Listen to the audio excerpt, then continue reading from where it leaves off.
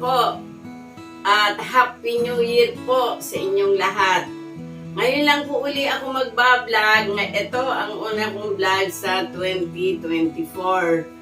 At yung mga nanonood sa akin, maraming salamat po sa inyong lahat. Thank you.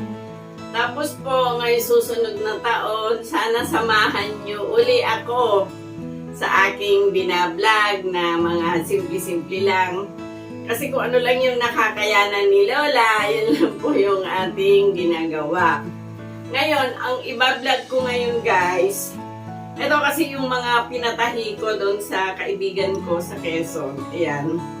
Ito po ay barong. Binubuo. Bago ko po ibigay sa kanya, nilalagyan ko na po siya nito.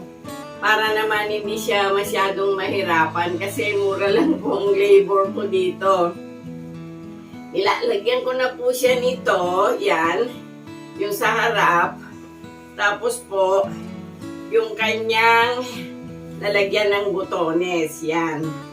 Ayan. Binubuo na niya ng ganito. Tapos guys, nilalagyan na rin niya ng kinakapit na rin niya yung sleeve. Yan. Tapos, pagdating dito naman guys, eto, nilalagyan ko muna ito ng overlock hanggang doon, yung apat na side na nakahiwalay, bago ko po siya lalagyan ng slit. Papakita ko po sa inyo kung paano yung madaling paggagawa ng slit. O, ito guys ito yung sleeve natin.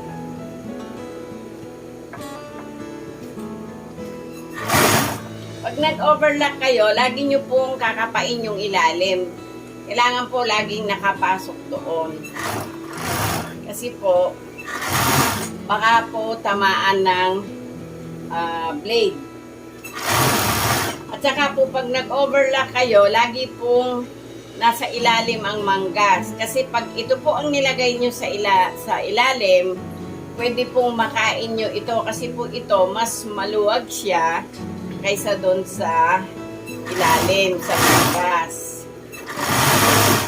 O, ito guys. O, overlock natin yung dalawang sleeve. Ngayon, dito tayo sa slit. O, ito guys. Ito yung tela natin na nakapasobra doon. Yan.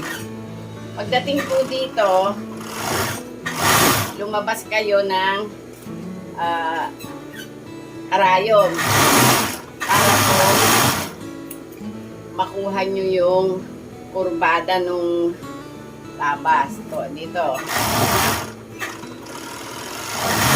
O, yung guys, o. O.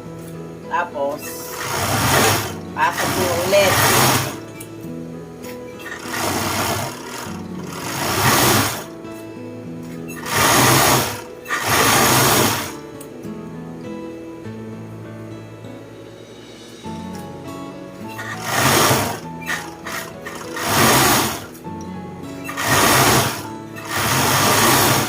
O, ayan guys.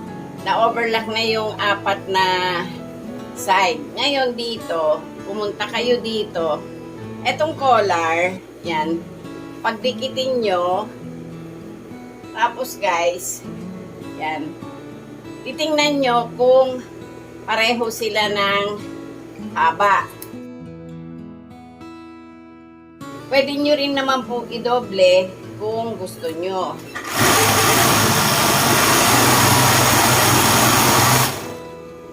Guys, ito na yung in-overlock natin ang sleeve, pati yung slit. Pagkakapitin na natin yung manggas. Pagdating dito sa kilikili guys, ayan dito, huwag kayong kakanto. Kailangan yung paling nung tahi doon, tsaka yung tahi dito, nasa ibabaw lang. Diretsuhin nyo lang po siya dito. Itong tapat nito, doon kayo magtapos. Yan. O. Ngayon, itihaya nyo ito. Ito siya guys. O. Dito sa parting kabila, yan, ito guys. Para mamaya hindi siya tumabingi, lalagyan natin ng ganon. Para pag buwelta nyo, nandun pa rin siya sa formang ganon.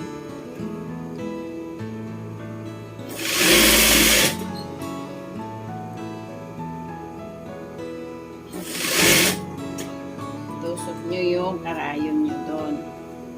Tapos guys, pumunta kayo dito. Oh. Pagdating dito guys, pwede nyo na tanggalin yung karayom nyo.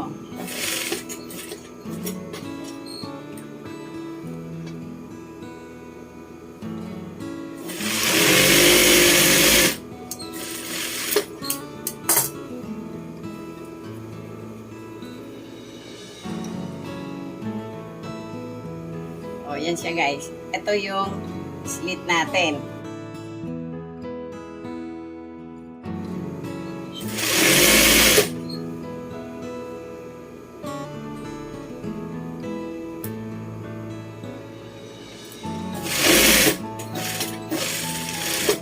Pagdating po doon, mag-lock kayo.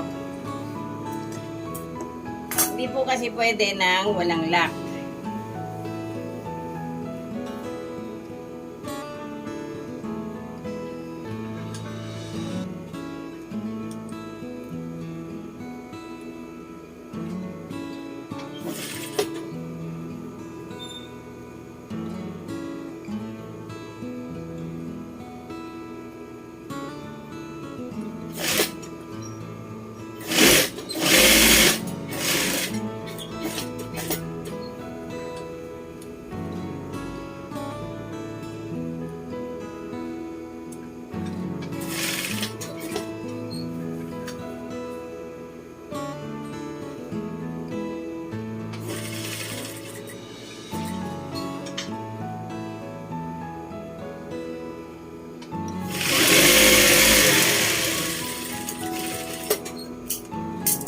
Na yung dalawang slit natin guys.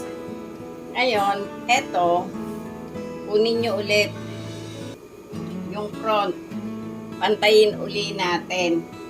O yan guys, pantay. Ang gawin nyo, yung 1 inch lagyan nyo ng Dixon. Yan, Dixon itong hawak ko guys, 1 inch lang yan. Tapos dito, para sigurado pong pantay sila, yan, pagdikitin nyo mula doon, magguhit din po kayo ng 1 inch. Tupian na natin. Yung ginuhitan nyo doon na 1 inch, ayun, doon nyo po i-fold yung barong.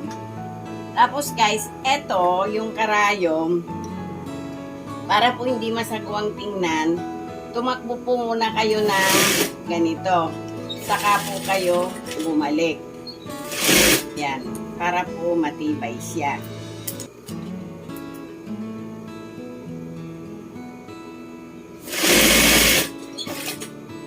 O, ito yung ginuhitan natin ng 1 inch. Pagdating dito guys, mag-lock kayo. Tapos, pumunta kayo dito. Yung kasi, isunod nyo yung lapad nung tahi doon. Huwag nyo susundan yung lapad nito. Yung lapad doon ang sundan nyo.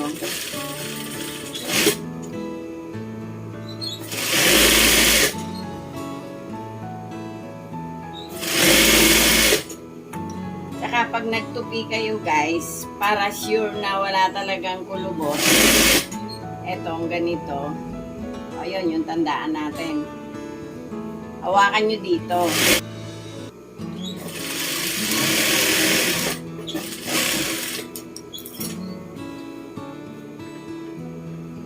Ayun, no? Kailangan nakapantay kayo doon. Pag napantay nyo na ganyan, ayan, kunin nyo po yun. O, ayun guys, oh. Sakto lang.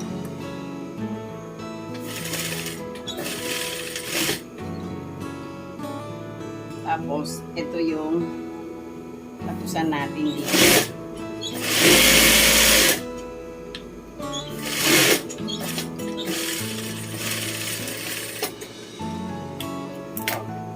ipa-flat ko sa lamesa guys para makita nyo.